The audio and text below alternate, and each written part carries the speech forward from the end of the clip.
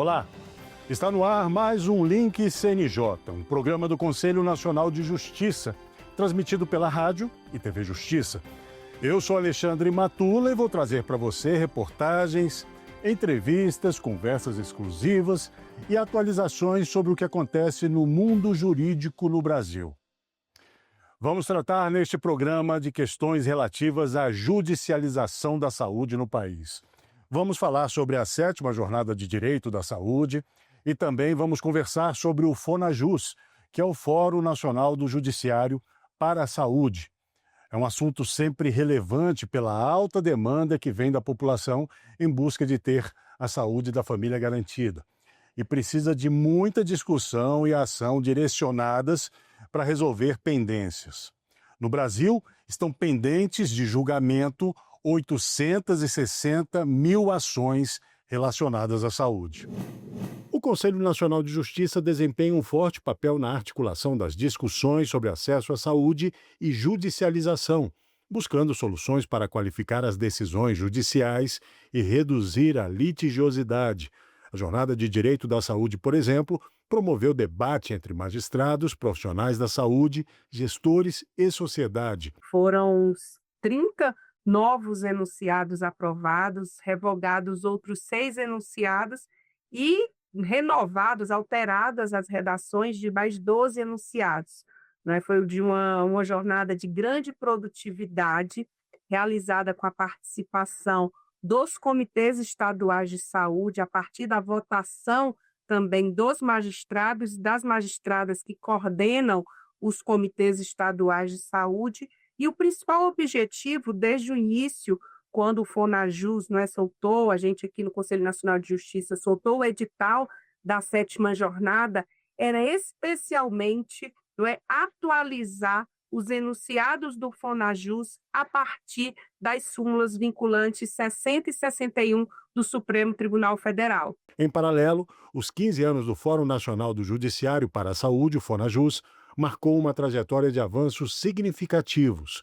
A criação dos comitês estaduais de saúde e o uso de notas técnicas elaboradas pelos Núcleos de Apoio Técnico do Judiciário, o NATJUS, são exemplos de ferramentas que auxiliam juízes a tomar decisões embasadas. Eu gostaria aqui de destacar principalmente 2 aspectos.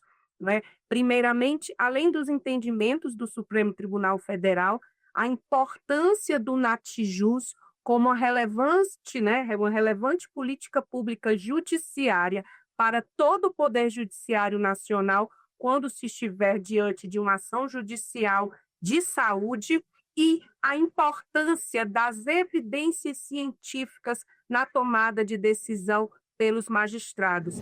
Bom, para a gente entender mais sobre a importância de se discutir de forma assertiva ações que possam levar à redução dessa massa de litígio em saúde, a gente conversa aqui no nosso painel com Ramiro Nóbrega Santana, defensor público do Núcleo de Saúde da Defensoria Pública do Distrito Federal, membro do Fórum de Saúde do Conselho Nacional de Justiça, e o professor Giovanni Guido Serri, professor titular de Radiologia da Faculdade de Medicina da USP, presidente dos Conselhos de Inovação e do Instituto de Radiologia do Hospital das Clínicas, também integrante do FONAJUS. Sejam muito bem-vindos. Eu queria conversar e começar com o professor Giovanni sobre a participação nessa Jornada da Saúde. A jornada justamente comemorou os 15 anos do FONAJUS, que traz para o judiciário uma discussão sobre a questão de conhecer mais a saúde e tentar reduzir o número de causas de ações judiciais na saúde. O senhor participou na área de oncologia, foi isso? Na jornada, durante a jornada? Eu coordenei uma mesa que tratava da judicialização em oncologia. Uma mesa muito interessante porque nós tínhamos um representante do judiciário, um representante do Ministério da Saúde e um oncologista, alguém que está na linha de frente do atendimento aos pacientes, e mostrou essa visão, de cada uma das partes envolvidas com a judicialização e como isto também está relacionado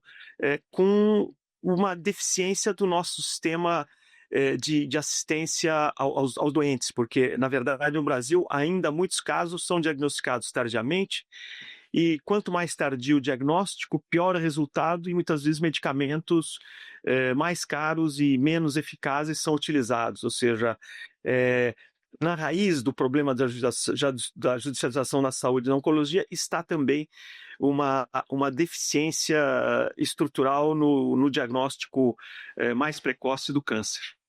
Chegou-se a algum denominador comum de algo que possa ser feito de forma concreta, professor?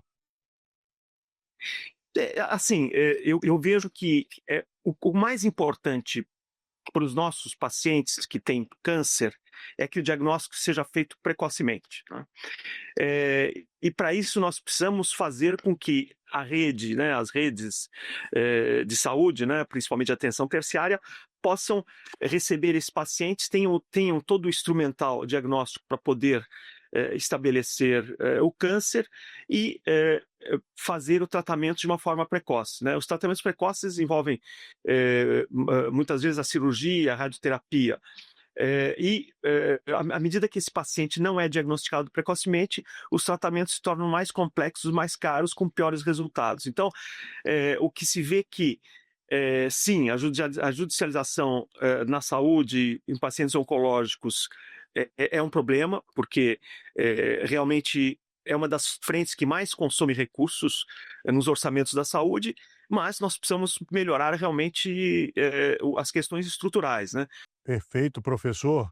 Doutor Ramiro, seja muito bem-vindo. Eu queria saber do senhor, inicialmente, para a gente poder explicar para quem nos assiste, o que é exatamente o Fonajus, né? Como é que funciona? Nós temos aí já 15 anos de existência, né? Como é que é exatamente esse fórum? O que se dá nele?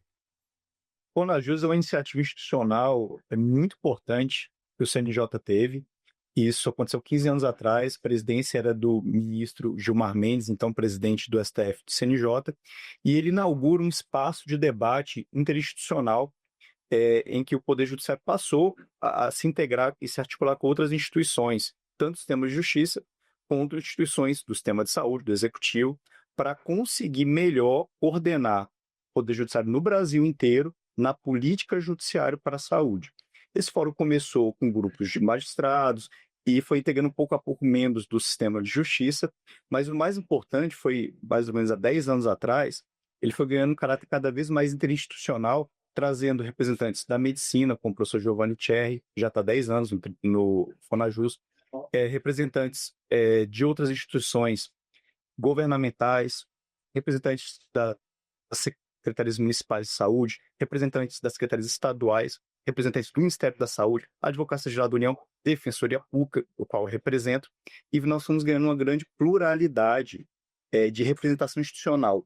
Isso trouxe complexidade, isso trouxe diferentes pontos de vista e permitiu que o Fonajus construísse políticas judiciárias cada vez mais importantes e com impacto positivo na saúde pública e privada através de uma judicialização mais qualificada. Vamos destacar aqui a especialização de varas, vamos destacar a criação do NatJus e a produção dos enunciados interpretativos para auxiliar a magistratura brasileira e todo o sistema de justiça na condução dos processos e demandas para a saúde. E foi o que aconteceu nessa jornada, né? A aprovação de enunciados interpretativos para orientar todos os operadores do direito, né, na atuação da judicialização da saúde. No caso, vamos só explicar, doutor, o EnatJus, então, no caso, é uma plataforma onde são colocadas algumas notas técnicas que auxiliam os magistrados nas decisões, é isso mesmo ou não? O NatJus, os núcleos de assessoramento técnico ao judiciário, eles são o desdobramento de uma ideia transformado numa iniciativa institucional. A ideia é o quê? É trazer a evidência científica, a medicina baseada em evidência, para dentro dos processos judiciais, para dentro do discurso feito pelas instituições do sistema de justiça no âmbito do judiciário. Essa iniciativa começou em alguns estados com a criação de núcleos, com médicos, médicas, farmacêuticos, outros profissionais de saúde para dar apoio a magistrados e magistradas na sua atuação. Isso foi crescendo, experiência foi potencializada pelo Conselho Nacional de Justiça com a criação do Natjus Nacional e com a criação do sistema Natjus, que começou a consolidar as notas técnicas produzidas por Natjus no Brasil inteiro num banco de dados. Então, hoje, eu que atuo no Distrito Federal, posso puxar informações desse banco de dados de Natjus que produziram isso em São Paulo, no Rio Grande do Sul, Sergipe, qualquer lugar do Brasil. A gente vai fazer um rápido intervalo e daqui a pouco a gente continua essa conversa aqui sobre a judicialização da saúde no país. Até já.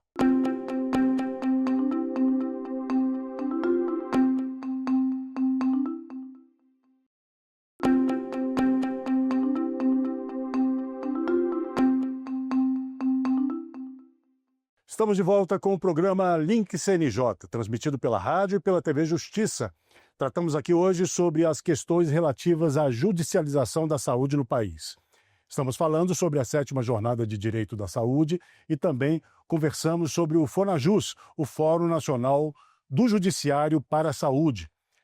Os nossos convidados são Ramiro Nóbrega Santana, defensor público do Núcleo de Saúde da Defensoria Pública do Distrito Federal, integrante do Fórum de Saúde do Conselho Nacional de Justiça, e professor Giovanni Guidos Cherry, professor titular de Radiologia da Faculdade de Medicina da USP, presidente dos Conselhos de Inovação e do Instituto de Radiologia do Hospital das Clínicas, também integrante do FONAJUS.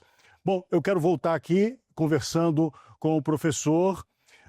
Professor, por que nós temos ainda esse crescimento das ações, da judicialização da saúde, sendo que temos tantas iniciativas? É porque realmente existe uma demanda reprimida assim, muito grande, muito intensa por saúde em relação à população e a oferta não está lá grandes coisas. O que acontece, professor? Porque o Brasil é um país que gasta pouco. Temos uma renda per capita pequena comparado com países desenvolvidos e que tem um sistema de saúde universal semelhante ao nosso. Então, nós gastamos relativamente pouco per capita, o que leva a deficiências estruturais. Muitas vezes também temos deficiências de gestão. Temos desigualdades muito grandes no nosso território. Tem regiões mais bem assistidas e regiões mais distantes dos grandes centros, e toda essa estrutura leva muitas vezes a um tratamento inadequado e a busca do cidadão por acesso à saúde. Mas também temos a definição, né, do que deve ser oferecido ao cidadão também é um pouco vaga, né? Ou seja, nenhum país do mundo consegue oferecer todo tipo de tratamentos e medicamentos ao cidadão. Nem os países desenvolvidos conseguem isso, né? Então, existe muitas vezes judicialização que acaba levando aos orçamentos já limitados de saúde terem que pagar por tratamentos que muitas vezes não são os mais adequados, ou realmente não tem um resultado bom, né? O custo-benefício não é adequado. Bom, doutor Ramiro, a gente tem aí uma dimensão continental, né? Então a gente imagina que realmente por isso temos tanta demanda e a gente vai tentando atingir o atendimento às pessoas, né? Mas eu queria, num recorte, digamos assim, do Distrito Federal, que o senhor nos dissesse sobre sua experiência. Perfeito, a pergunta foi muito pertinente, me permite complementar as colocações do professor Giovanni, que bem esclareceu o problema que nós temos com incorporação em tecnologia, avaliação de custo-efetividade e definição de quem paga essa conta. Agora o DF lida com esse tipo de problema, que é uma demanda típica de estados, inclusive de maior renda, né? Que já equacionaram o atendimento que está na política pública, mas ainda precisa equacionar o que ainda não está e o que chega de nova tecnologia, né? Mas existe um outro lado da judicialização, que é a judicialização por acesso àquilo que está previsto na política pública, que já está incorporado ao sistema, mas que não é ofertado a tempo e a modo correto. E, infelizmente, essa é a característica aqui do Distrito Federal. O Distrito Federal, ele, alguns outros estados da federação que não está com o sistema de saúde adequadamente estruturado, que não está funcionando bem, nós temos como grande demanda o acesso a tratamentos previstos nas políticas. Eu estou falando de consultas médicas, falando de exames, diagnósticos, estou falando de cirurgias que estão previstas no SUS, as filas para acesso à cirurgia, falando de internação hospitalar, transferência para UTI, internações psiquiátricas. O Distrito Federal é uma unidade da federação, assim como algumas outras. Eu visitei pelo Fonajus Mato Grosso do Sul, tem um perfil semelhante. A grande demanda que nós temos aqui é acesso à cirurgia. Professor Giovanni, o senhor como, digamos, aí do Fonajus, um consultor, né, e que dá essa contribuição importante para os magistrados. E agora, a partir de agora, o que devemos fazer? Porque a judicialização está crescendo, né? Então, eu acho que os desafios são cada vez maiores, né? Nós observamos o que tem ocorrido em países considerados ricos, né? Que com o envelhecimento populacional, esses países ricos têm dificuldade de atender a sua população. O envelhecimento populacional, ele pressiona muito o orçamento, né? Um paciente idoso, né? Custa 3 vezes mais do que um paciente jovem, né? Um paciente de mais de 60 anos, um paciente de 30 anos. Então, o custo da saúde, ele vai aumentar de forma inevitável, né? E o Brasil é um país que está envelhecendo rápido, né? A população está envelhecendo rápido, ou seja, vai existir mais pressão sobre o orçamento da saúde, né? Esse é um grande desafio. O outro grande desafio que se impõe é que a formação de médicos no Brasil, ela, na minha opinião, perdeu o controle nos últimos anos. Se formam muitos médicos sem residência médica. A residência médica deveria ser obrigatória para o médico poder exercer medicina, sem residência médica, ou seja, sem conhecimento técnico adequado para poder exercer sua atividade. Então, o envelhecimento e médicos não preparados para atender a população vai aumentar a judicialização, né? Então, nós temos que justamente poder equacionar o que o doutor Ramiro comentou. É uma questão indiscutível. O que está previsto, né, no rol, o que está previsto de assistência no Sistema Único de Saúde, toda a atenção básica, secundária e terciária, tem que ser oferecida ao cidadão. Não deveria caber judicialização no que o cidadão tem direito, né? Perfeito. Doutor Ramiro, a tendência é que nos próximos 15 anos, pelo que o senhor vê aí e que vivencia todos os dias, a gente vai alcançar algo mais positivo do que a gente tem alcançado? Certamente, né? Eu sou esperançoso e tem um motivo para isso, principalmente dessa última jornada. Nós temos como grande diferencial a participação dos movimentos sociais. Pela primeira vez, uma jornada de saúde do CNJ foi acompanhada muito de perto pelos movimentos sociais. Nós tivemos uma nota pública emitida por 101 entidades representantes pacientes, expondo as suas preocupações e as suas demandas, e nós tivemos uma representante dos movimentos sociais presente nos debates, tem poder de fala, possibilidade de expor as suas pretensões. Então, a participação social vai ser muito importante, porque nós vamos poder ter da sociedade as respostas para esses desafios, e um dos principais dele, o professor Giovanni colocou, que é o envelhecimento rápido da população brasileira. Paralelamente a isso, a gente vai ter que pensar como lidar também com as desigualdades sociais e com o desenvolvimento econômico. Parte dos custos altos do sistema de saúde é a necessidade de importar medicamentos, produtos, equipamentos, né? Então, nós temos que pensar nesse envelhecimento da população, pensar que tipo de proteção de saúde essa população deseja que seja ofertada com os recursos que nós possuímos, e pensar como é que nós podemos produzir cada vez mais aqui no Brasil, né?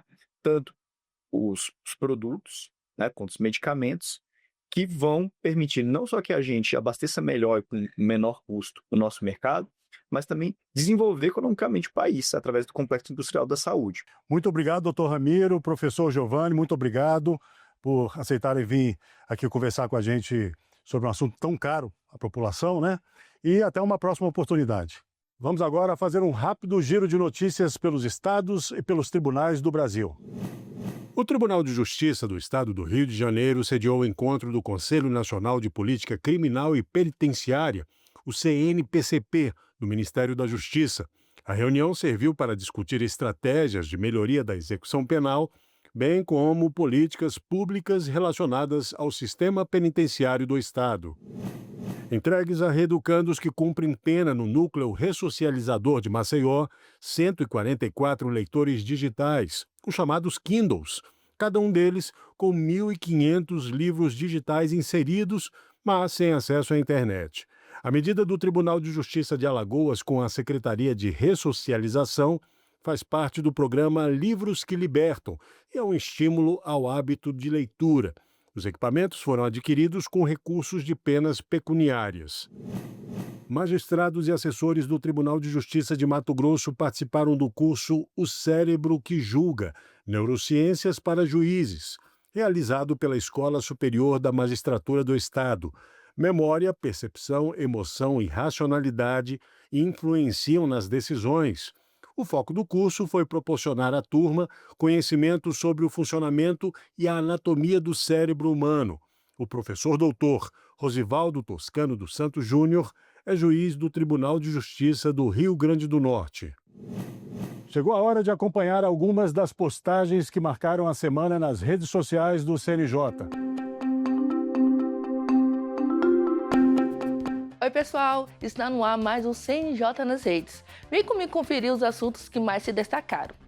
Simplificar a linguagem é um compromisso do judiciário com a sociedade. E é por isso que criamos o Simplifica Aí, uma série de postagens que traduz expressões jurídicas para todo mundo entender. A palavra da vez foi opileges, que quer dizer por força da lei. Já tinha ouvido essa expressão? Se quiser aprender mais, é só acompanhar nossas redes. Desafios perigosos nas redes sociais podem parecer brincadeira, mas são crimes. Mesmo sem uma lei específica sobre o assunto, o Código Penal prevê punição para quem incentiva práticas que colocam a vida ou a integridade física de alguém em risco. Se a vítima for criança ou adolescente, ou se o ato for transmitido online, a pena é ainda maior. Além disso, leis como a Carolina Dickmann e a recente Lei 14.811 de 2024 reforçam a proteção no ambiente digital. Então fica a dica, viu algo suspeito? Denuncie.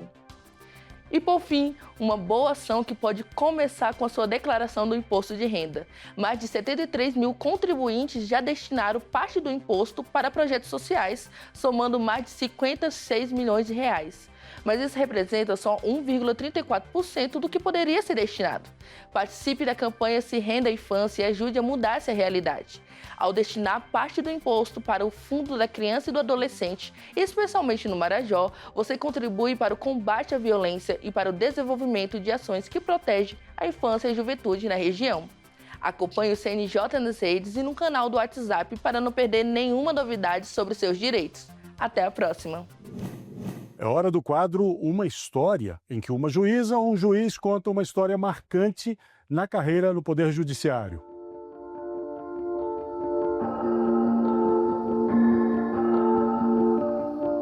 Olá, eu sou Kátia Parente Sena, eu sou juíza da 4ª Vara da Fazenda de Belém, aqui do Tribunal de Justiça do Estado do Pará.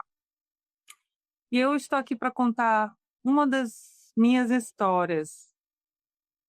E eu trabalho com a competência de saúde. Eu estava com um processo pedindo um medicamento oncológico, um medicamento, a pessoa internada, no estado grave, um jovem com a sua mãe, lutando por ele. E ele entrou com esse processo, pedindo esse medicamento. Acabamos por todas as vias, nós acabamos por conceder, entendemos que ele tinha esse direito, e depois iniciamos o cumprimento. O cumprimento foi difícil e eu tive que fazer uma audiência. E ele quis participar do hospital dessa audiência. Ele agradeceu, contou a sua situação, conversamos com o ente público que deveria fornecer, e ali íamos chegar ao termo para que ele recebesse esse medicamento. Acontece que, passados uns 3, 4 dias dessa audiência, eu recebo a advogada dele aqui, pede para falar comigo aqui no meu gabinete. E, claro, eu recebi e ela veio falar: doutora Kátia, o nosso cliente, ele faleceu. Aquilo sempre causa, para nós que somos juízes de saúde, sempre nos afeta, sempre nos emociona, porque um juiz é um ser humano. Mas o mais interessante para mim é que eu pensei, nossa, a família vai dizer que eu não consegui fazer tudo, que eu não consegui resolver o problema. E foi aquele primeiro pensamento que me veio à mente. Mas, na verdade, eu disse: doutora, eu não vim aqui para reclamar com a senhora. Eu vim aqui para dizer muito obrigada. A família pediu que eu dissesse muito obrigada para a senhora, porque você fez tudo que podia. Você escutou, você falou, você tentou resolver. A gente queria olhar nos seus olhos e agradecer pelo seu trabalho, por tudo que você fez, a justiça que tentou ser feita, e que a senhora fique com o coração tranquilo, porque nós sabemos da decisão judicial, sabemos que a justiça tentou alcançar e cumprir a sua missão. Então, por que eu quis contar essa história? Talvez seja singela demais. Porque às vezes não, muitas vezes a gente não tem essa resposta, a gente não sabe o alcance que as nossas decisões têm e esses momentos chegam para a gente. E nunca ninguém tinha me consolado por uma decisão judicial. Eu me senti consolada, acarinhada e acolhida pelaquela família. Então era isso que eu tinha para contar. Obrigado, e que a gente sempre lembre que o juiz é um ser humano, ele é empático, mas a gente também gosta de ser acolhido dessa forma. Tá, muito obrigada. O Link CNJ chega ao fim. Agradeço a você que esteve conosco até agora na rádio e na TV Justiça. E lembre-se, você pode acompanhar o Link CNJ e toda a nossa programação por meio do aplicativo TV Justiça Mais. Baixe aí no seu celular. Até o próximo programa. Tchau!